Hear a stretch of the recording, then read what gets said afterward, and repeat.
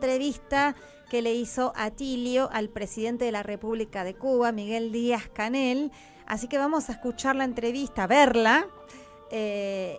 Quédense, que después seguimos aquí presentes nosotras y nosotros para cerrar este primer programa de 2025. Claro, y ver los ganadores de los sorteos.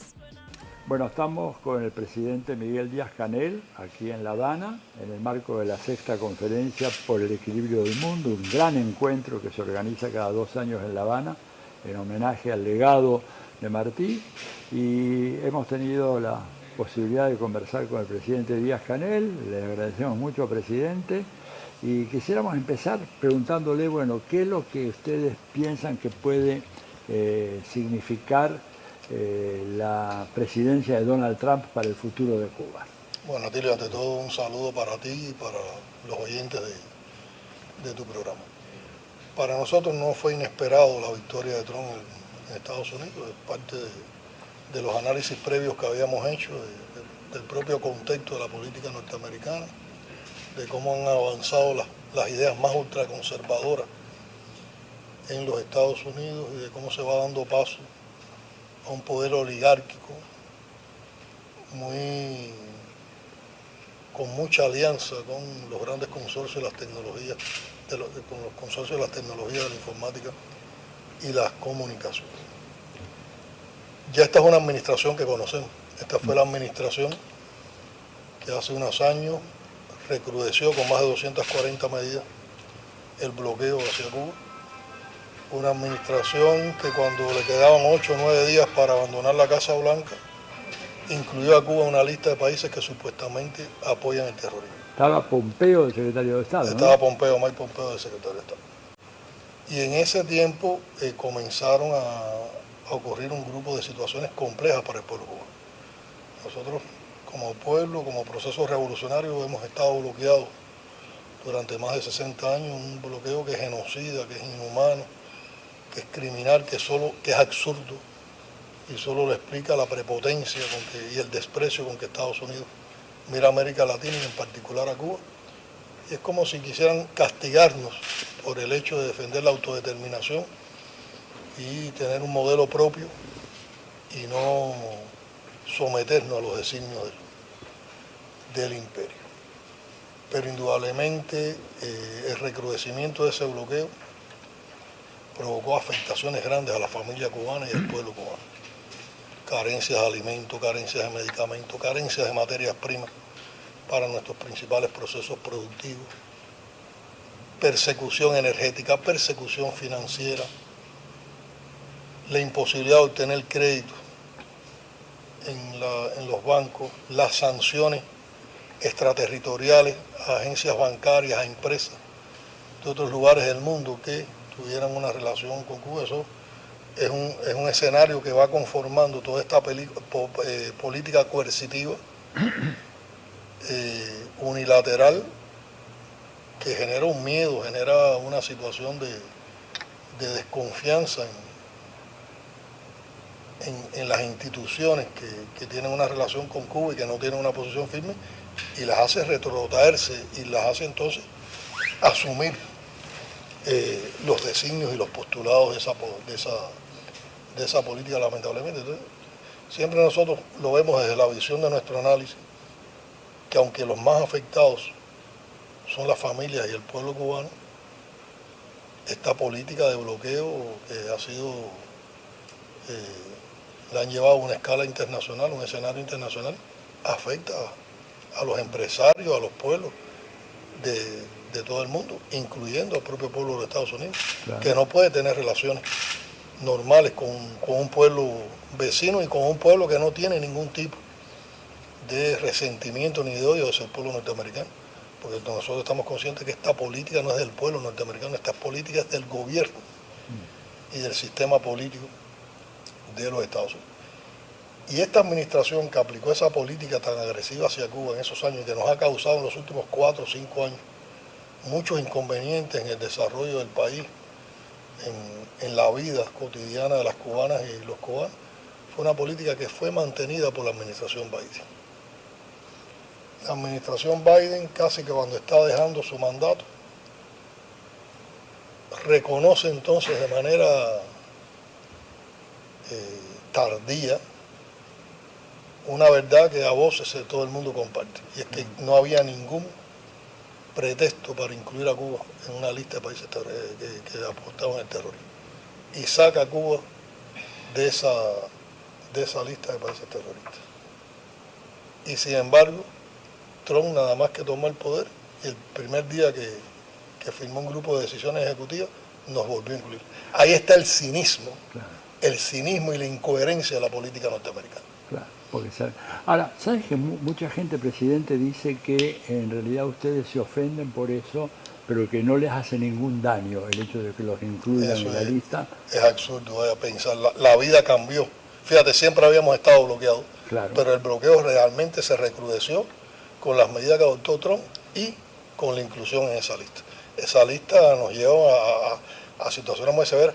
Habría que ver a alguien que viviera en Cuba, que le faltara un medicamento, que le faltara alimentos, que sea un trabajador de una fábrica, entonces está parada porque no podemos tener la materia prima, o que tenemos que sufrir apagones prolongados porque no podemos tener los financiamientos para reparar nuestras centrales termoeléctricas. Esas son realidades duras para el cubano. Eso debido a que Cuba, digamos, al ser calificada como un país que patrocina el terrorismo, hace que se te cierran todas las puertas. Todas las puertas del sistema bancario internacional. Todas las puertas del sistema bancario internacional. Hay un número de bancos. De la agencia financiera. Hay varios bancos que han sido sancionados por el gobierno de los Estados Unidos por tener relaciones con Cuba, por hacer determinadas operaciones. Muchas empresas también han sido sancionadas. Esas son realidades. Tal vez la política es tan absurda que la gente no crea que es posible que se aplique esa política. Y sí se aplica a ti. Y se aplica con un rigor y con yo diría, con un sentimiento inhumano y de desprecio. Porque ¿qué razón justifica la política de una potencia, la potencia más poderosa del mundo, contra una pequeña isla? Que podemos tener diferencias ideológicas, pero podíamos tener una relación civilizada, claro, como siempre defendió Fidel, como defendió el general de ejército. Nosotros hemos planteado constantemente la disposición para dialogar con los Estados Unidos, pero tiene que ser un diálogo de igual, claro, no un diálogo con condiciones impuestas, porque además el bloqueo se puso de manera unilateral. Hay una asimetría en el bloqueo. Cuba no ha agredido a los Estados Unidos. No, claro. Cuba no ha hecho nada contra los Estados Unidos. Es el gobierno de los Estados Unidos el que ha impuesto esa política hacia Cuba. Y nuestra decisión es seguir resistiendo. Y resistiendo de manera creativa. O sea, aprovechando el talento, aprovechando el patriotismo del pueblo cubano, su decisión de lucha. No es solo aguantar lo que nos impone el bloqueo, sino también en medio de esas condiciones desarrollar.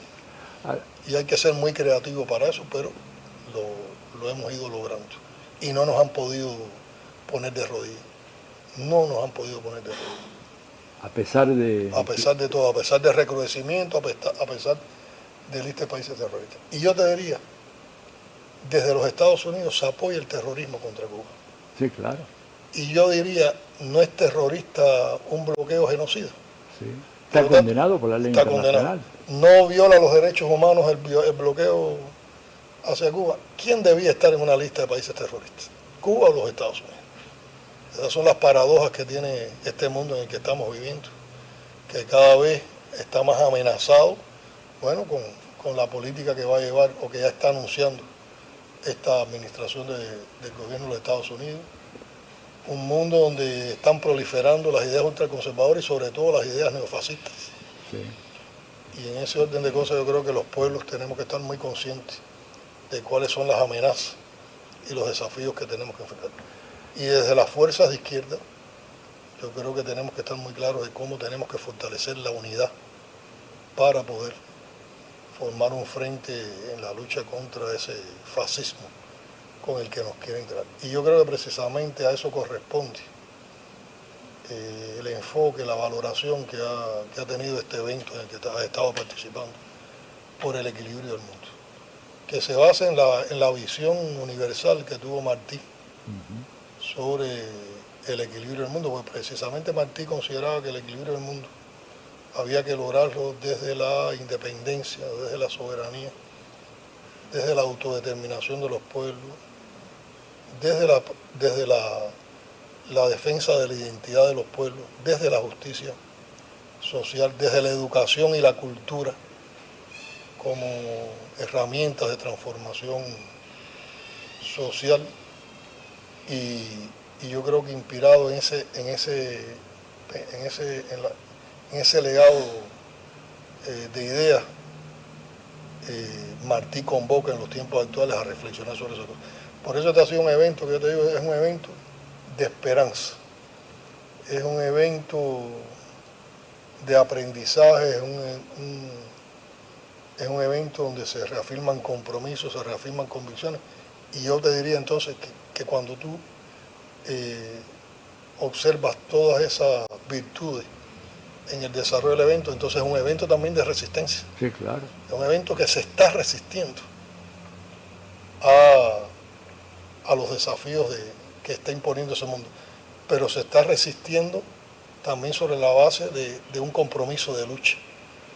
Incluso yo tengo la percepción de que cuando mañana cierre el evento no estará cerrando las puertas a una discusión, el evento estará abriendo las puertas de un compromiso de acción entre todos, que lo tenemos que defender desde nuestros países, con nuestros pueblos, desde nuestras comunidades, y todo eso en un concepto que también está en el pensamiento martiano, de que patria es humanidad. Claro, que es una sí, genial.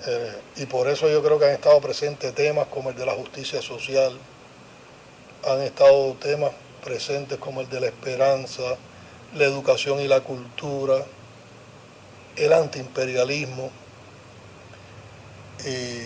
la solidaridad internacional, las amenazas con el cambio climático y las amenazas al medio ambiente, la expresión por la armonía con la naturaleza y la responsabilidad con el medio ambiente y sobre todo con el mundo que le vamos a entregar a la futura generación. Y yo creo que eso ha ratificado una convicción en ese pensamiento de equilibrio del mundo, de que un mundo mejor es posible, que Fidel también, como discípulo de Martí, nos alentó a que lucháramos por un mundo mejor posible, y también nos hizo comprender que el camino de la justicia social era un camino difícil, pero que había que transitar. Y yo creo que ese es el principal aporte, y está muy relacionado con todo esto que estamos hablando de bloqueos. Cuando uno va a las esencias en los artículos que Martí desarrolló sus conceptos sobre el equilibrio del mundo, está muy presente el tema de la independencia de Cuba, de Puerto Rico y de las Antillas. Porque recuerda que cuando Martí va desentrañando los temas de equilibrio del mundo, estaba alertando a la América Latina el expansionismo que ya venía demostrando Estados Unidos, que iba a caer sobre Cuba como cayó después, Puerto Rico que lo ha hecho colonia, y sobre la Antilla. Entonces Martí decía que para que hubiera equilibrio del mundo era muy importante la independencia de Cuba, la independencia de Puerto Rico, el Caribe, y que los pueblos latinoamericanos, y eso está bellamente plasmado en un ensayo tremendo como Nuestra América, tenían que gobernar con sus pueblos, con la identidad de sus pueblos, defender la identidad de los pueblos, y teníamos que ir juntos como una sola patria, como pueblos hermanos. Yo creo que todo eso ha estado en el espíritu de este evento. Una cosa que nos preocupa a muchos de los amigos de Cuba es que vemos que este país ha sido el más solidario del mundo, sin ninguna duda. Las ayudas que Cuba ha brindado a países no solo del tercer mundo, en materia educativa, en materia médica, etcétera, es extraordinaria. Recordemos que en plena pandemia, en Italia, en Lombardía, donde los lugares que eran el epicentro de la epidemia en esos momentos fueron nuestros países. Ahí fue Cuba. Me parece como que hay un déficit no hay una reciprocidad en esa solidaridad que Cuba realmente necesitaría hoy. ¿Me equivoco si digo esto? A ver, Atilio, yo creo que nosotros recibimos mucha solidaridad internacional en materia de defensa de la causa cubana, de solidaridad política. Tal vez la solidaridad material cuesta más trabajo también lograrla, porque el propio bloqueo va contra esa solidaridad. el propio bloqueo le impone a los que quieren ayudar que lo puedan hacer por los mecanismos de bloqueo, pero sí hay muchos que ayudan, hay muchos países que ayudan, hay veces que no hay todo el reflejo, digamos, mediático de lo que un grupo de países ayudan y colaboran con Cuba, porque también hay una persecución sobre esa ayuda y no siempre está en los medios, pero nosotros nos sentimos apoyados, ayudados, y además la solidaridad no se mendiga, la solidaridad se gana por convicción, por actuación, por la manera en que uno es con los demás. Pero nosotros sabemos también que el mundo está sometido a muchas presiones. Ahora, con Cuba en los BRICS, darían... Yo creo que en los BRICS abren un espacio importante. Primero porque los BRICS es el enfoque contrario al enfoque dominante y hegemónico de Estados Unidos y de las grandes potencias occidentales. O sea, los BRICS han creado un espacio donde predomina el multilateralismo, el no dejar a nadie atrás, el que todo el mundo pueda cooperar y participar, busca mecanismos incluso financieros y de comercio que puedan sobrepasar las sanciones y las medidas coercitivas, plantea mucho la cooperación y la integración y la complementariedad, cómo unos países pueden apoyarse a otros, y es un espacio, digamos, inclusivo, es un espacio de respeto, es un espacio que permite igualdad, y yo creo que poco a poco los BRICS van a ir jugando un papel en el mundo como alternativa para los países del sur. Es muy interesante. No sé si quisiera agregar algunas palabras para... No, para los amigos argentinos que también nos apoyan con esa solidaridad en la que tú siempre estás insistiendo hacia Cuba, para el pueblo argentino como parte de toda nuestra vocación latinoamericana y caribeña, un abrazo, y que tengan la certeza de que Cuba no se rendirá, que Cuba continuará luchando, que Cuba continuará defendiendo no solo nuestras convicciones como cubanos, sino también las causas justas de América Latina, del Caribe y de los países del sur, y que al final Cuba vencerá. Que al final, entre todos, vamos a construir un mundo mejor. Estamos seguros de eso. Bueno, muchísimas gracias, gracias presidente. a ti, Atilio. Ha sido un placer. Para mí también. En nombre de la radio de Las Madres de Plaza de Mayo, en nombre de EVE. Y un abrazo para las Madres de la Plaza de Mayo. Muy bien, gracias. Deja tu mensaje en nuestra línea de oyentes de WhatsApp 11 3